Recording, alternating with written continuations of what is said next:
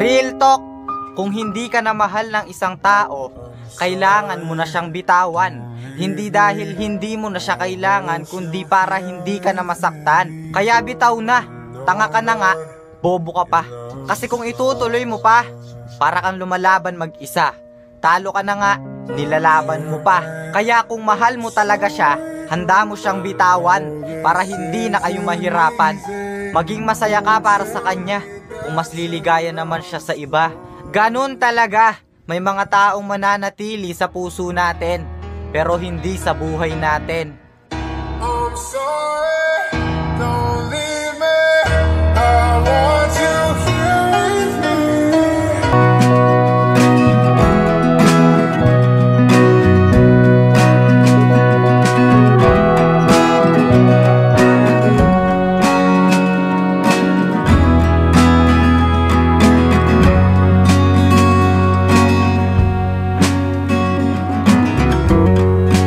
Hayaan mo na. Huwag mo nang habulin pa na para kang tanga. At lalong, huwag ka nang gumawa ng second account pa para ma-add mo lang ulit siya at para makapag-message ka sa kanya. At lalong, huwag ka nang magtaka kung sinin ka lang niya. Tatandaan mo, wala na siyang pakialam sa'yo.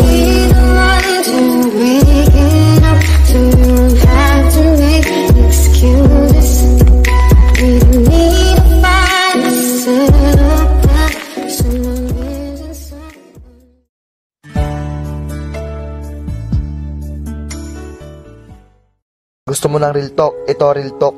Hindi na magbabago ang mga isip ng mga babae na tayong mga lalaki manloloko.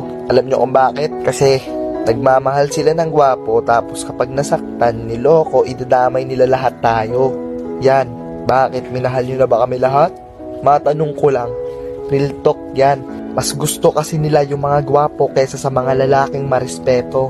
Real talk yan. Ha? Real talk.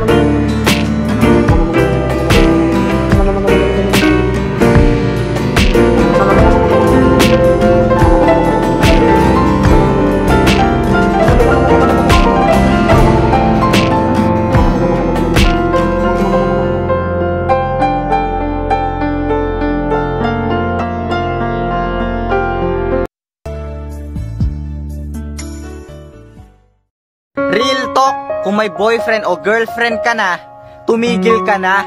Hindi yung makikipaglandian ka pa sa iba. Ano to? Kayo na nga yung ipinagtagpo at tinadhana pero nakikipaglandian ka sa iba. Tangina, kaya ang daming takot magmahal. Yan ang sinasabi ko sa inyo. Ang dami kasing taong sa isa hindi makontento, na handang itapon ng lahat para lang sa labi ng iba ay makakagat. Tangina, pagpapalit mo yung ilang taon yung pagsasama para lang sa taong ngayon mo lang nakilala. Isipin mo naman, habang nagpapakasaya ka sa piling ng iba, dinudurog mo yung puso ng taong mahal na mahal ka. Ito lang ang masasabi ko para sa mga taong manluloko. Sana mangyari din sa inyo ang ginawa niyong panluloko sa taong walang ibang ginawa kundi mahalin kayo ng todo. Hanggang dito na lang. Alam ko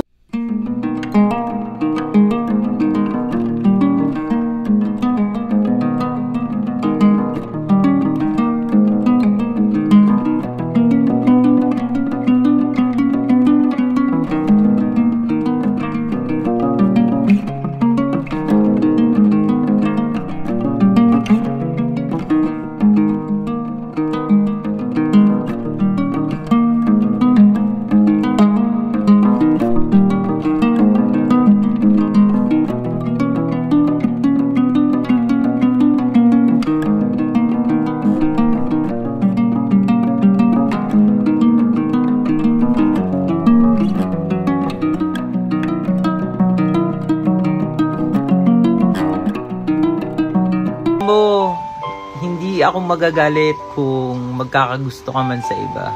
Kasi, in the first place, hindi ko naman hawak yung feelings mo, diba? Kaya, anytime, pwede kang magkagusto sa iba. Tsaka, bakit ako magagalit? Mababago ba ng galit ko yung nararamdaman mo? Hindi naman, diba? Kaya, kung saan ka masaya, susuportahan kita. Kahit na ikakasakit ko pa, ganun kita kamahal. I've seen a lot of change, been through a lot of pain. Some things are not the same as they were a year ago, but all will be okay. I move on, 'cause I've been living life